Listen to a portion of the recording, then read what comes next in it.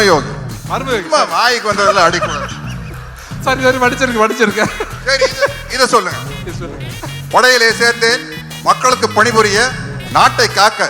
சேர்ந்த பின்பு அறிந்தேன் ஆற்ற வேண்டிய படை மக்களை ஆள வைத்தது, வாழ வைக்க வேண்டிய படை மக்களை மாள வைத்தது என்று. உங்கள் ஆட்சியின் கொடுமைகள் அனைத்தையும் கண்டேன். ஆதரவற்று மக்கள் துடிப்பதையும் பார்த்தேன். மக்கள் அழுத கண்ணீர் ஆரண பெருகும். சண்டை வேண்டாம், உணவு வேண்டும், வாழ்வு வேண்டும் என்று அலறுவார்கள். அவர்களை அடிக்கச் சொல்லுவார் தளபதி.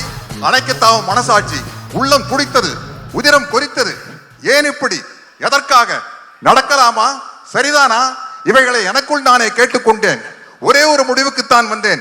மக்களிலே ஒருவன் தலைவனாகும் வரையில் மன்னராட்சியின் அக்கிரமங்களுக்கு முடிவே இருக்காது என்பதை அறிந்தேன். படையிலிருந்து விலகினேன். புரட்சி கூட்டத்திலே புகுந்தேன். புரட்சி என்றதும் பயந்து விடாதீர்கள். இது ஆலயத்திற்கும் ஆயுத புரட்சி அல்ல. அதில் எங்களுக்கு நம்பிக்கையும் இல்லை. ஆனால் நாங்கள் தீயிடுவோம், தீமைக்கு கொள்ளையடிப்போம், மக்கள் உள்ளங்களை குவித்து வைத்து அனுபவிப்போம்.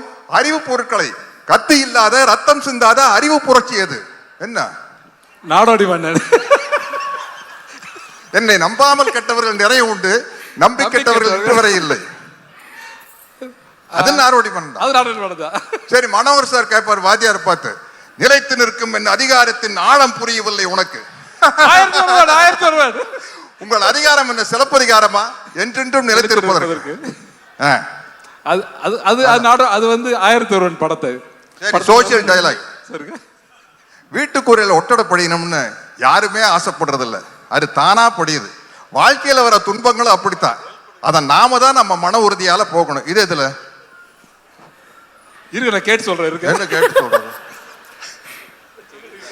இல்ல சந்திரோதயம். ஓகே, பரவாயில்ல, பொழைச்சு போங்க, விட்டுரு.